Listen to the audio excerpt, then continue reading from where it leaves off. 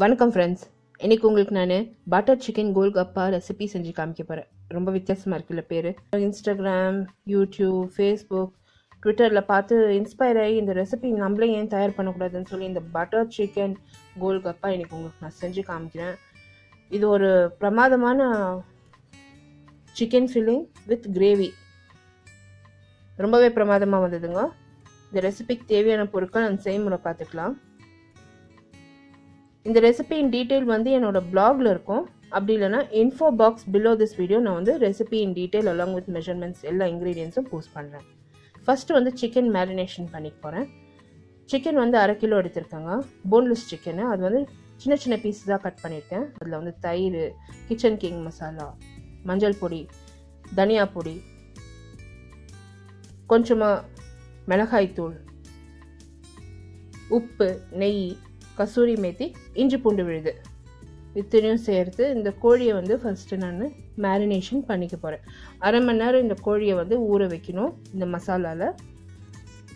இந்த boneless chicken வந்து ரொம்ப சின்ன பீஸஸாக கட் பண்ணியிருக்கேன். நீங்கள் அப்படி ரொம்ப சின்ன பீஸாக உங்களால் கட் பண்ண முடியலன்னா நீங்கள் வந்து கைமா கூட செஞ்சுக்கலாம். மிக்சியில் சேர்த்து ஒரு 2 முறை நீங்கள் பல்ஸ் பண்ணிங்கன்னா அது வந்து கைமாயிடும். ஸோ அந்த கைமா கூட நீங்கள் யூஸ் பண்ணலாம். இப்போ வந்து நான் கிரேவி தயார் பண்ண போகிறேன். அந்த குழம்பு பட்டர் ஒரு மக்கனி கிரேவி தயார் பண்ண போகிறேன். ஃபஸ்ட்டு கடாயை ஹீட் பண்ணியிருக்கேன் மிதமான தீயில். அதில் வந்து நெய் அண்ட் எண்ணெய் விட்டுருக்கேன்.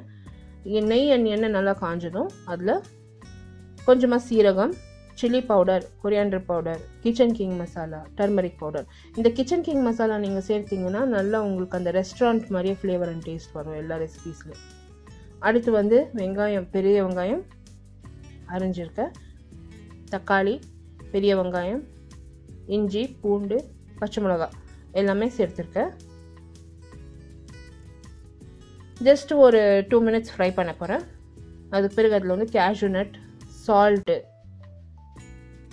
தண்ணி 1.5 கப் அளவுக்கு தண்ணி விட்டு நல்லா இதை கொதிக்க வைக்க போகிறேன். இந்த வெங்காயம், தக்காளி, பச்சை மிளகாய், இஞ்சி, பூண்டு, கேஷ்யூ நட் எல்லாமே வந்து நல்லா வெந்துடணும். ஏன்னா இது வந்து நம்ம விழுத அரைக்க போகிறோம். மிதமான தீயில வச்சு அந்த அத்தனை பொருட்களும் நல்லா வெந்து அந்த தண்ணியெல்லாம் வற்றி வரணும். அது வரைக்கும் நல்லா வேக வச்சுடுங்க.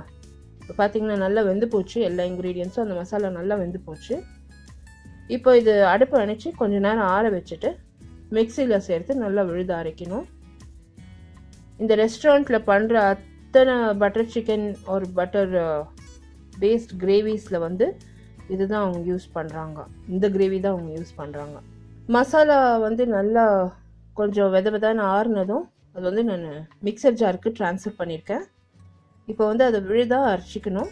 விழுதாக அரைச்சி நம்ம வந்து அந்த கிரேவியை திருப்பியும் கொதிக்க வைக்கணும். இப்போ இந்த மசாலா விழுத அரைக்கிறதுக்கு தண்ணி எதுவும் சேர்க்காதீங்க. அப்படியே நல்லா எவ்வளோ நைஸாக அரைக்க முடியுமோ அவ்வளோ நைஸாக அரைச்சிடுங்க. இப்போ பார்த்தீங்கன்னா அந்த மசாலா நல்லா விழுதாக பேஸ்ட்டாக வந்திருக்கு. நல்லா அரைச்சி ஸ்மூத்தாக விழுதாக அரைச்சிருக்கோம். அது வந்து நம்ம இப்போது ஒரு கடாய்க்கு ட்ரான்ஸ்ஃபர் பண்ணணும்.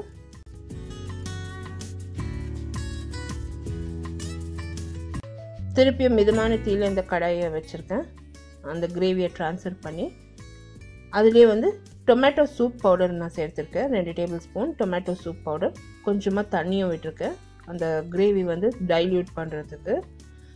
இன்கேஸ் உங்கள் வீட்டில் இன்கேஸ் டொமேட்டோ சூப் பவுடர் நீங்கள் யூஸ் பண்ணுறதுக்கு விரும்பலைன்னா டொமேட்டோ கெச்சப் கூட நீங்கள் யூஸ் பண்ணலாம். ஆனால் டொமேட்டோ சூப் பவுடர் சேர்த்திங்கன்னா அந்த ரெஸ்டாரண்ட் மாதிரி டேஸ்ட் வருது. இப்போ க்ரீம் நான் கொஞ்சமாக சேர்த்துருக்கேன். சேர்த்து இந்த கிரேவியை கொதிக்க வைக்க போகிறேன்.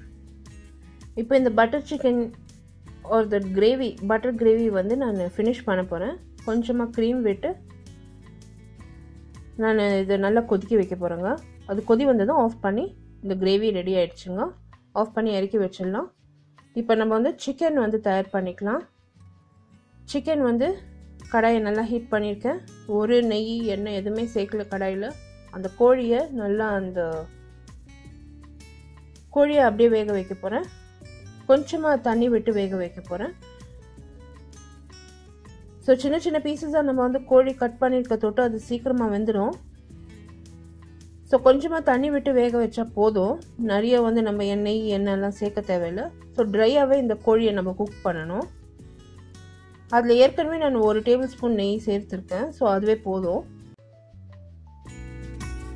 இப்போ நான் வந்து ஒரே ஒரு லெசன் என்ன கண்டுபிடிச்சேன்னா, இந்த சிக்கன் வந்து ரொம்ப ட்ரை ஆகிடுதுங்க நம்ம அந்த ஜூஸஸ்லேயே நம்ம குக் பண்ணோம்னா.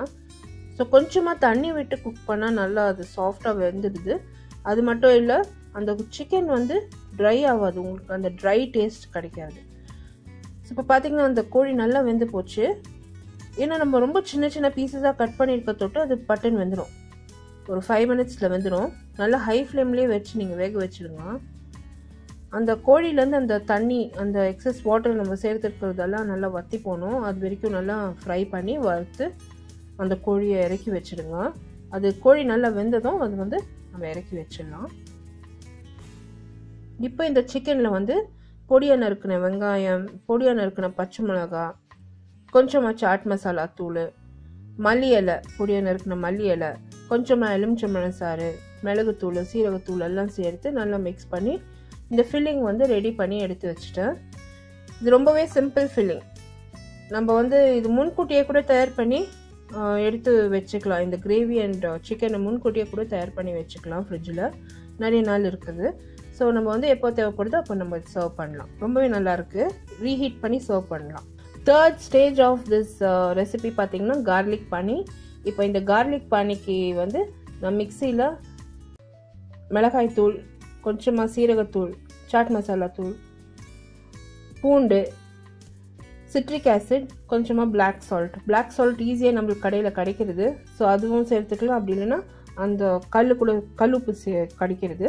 ஸோ அந்த கல்லுப்பு கூட நம்ம சேர்த்துக்கலாம். பிளாக் சால்ட் வந்து நம்ம 2 வெரைட்டிஸில் நம்மளுக்கு சூப்பர் மார்க்கெட்டில் கிடைக்கிறது.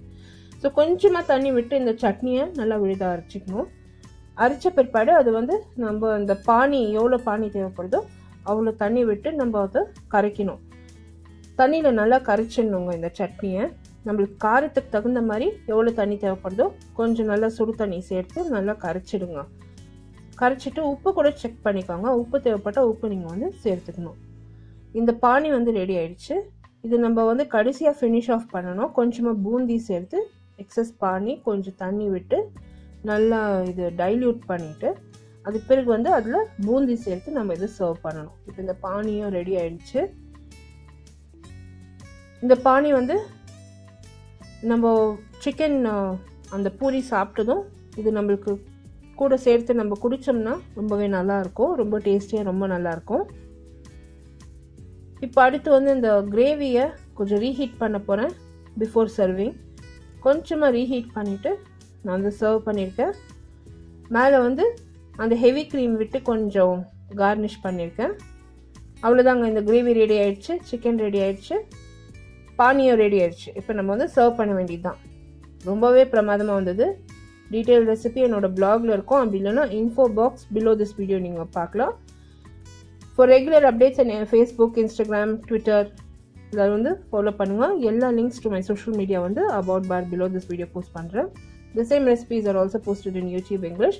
YouTube Englishோட லிங்க் கூட about but below this video post பண்ணுறேன். இது எப்படி நம்ம சர்வ் பண்ணுறதுனா, பூரியை வந்து ஃபஸ்ட்டு உடச்சிக்கணும். மேலே அது உள்ளே வந்து அந்த சிக்கனை கொஞ்சமாக சேர்த்துக்கணும். சேர்த்து மேலே கொஞ்சம் கிரேவி விட்டு நம்ம இதை சாப்பிட்ணும். இது சாப்பிட்றப்பவே அந்த கார்லிக் பானி, அதாவது அந்த பூண்டு தண்ணி கொஞ்சம் நம்ம குடித்தோம்னா அது டேஸ்ட் நல்லாயிருக்கு. நம்ம ஒரு நல்ல காரமான ஒரு டிஷ் சாப்பிட்ட மாதிரி நல்லாயிருக்கு. ஸோ கண்டிப்பாக இந்த ரெசிபி ட்ரை பண்ணுங்கள் ஃப்ரெண்ட்ஸ். உங்களோட காமெண்ட்ஸ் போஸ்ட் பண்ணுங்கள். இந்த ரெசிபி வீடியோ நீங்கள் பார்த்து என்ஜாய் பண்ணிங்கன்னா எனக்கு ஒரு தம்ஸ் அப் கொடுத்து சப்ஸ்கிரைப் பண்ணுங்கள். அடுத்த புதிய ரெசிபியோட உங்களை நான் திருப்பியும் சந்திக்கும் வரை, this is Vidya Lakshmi. Thank you so much for வாட்சிங். பாய்.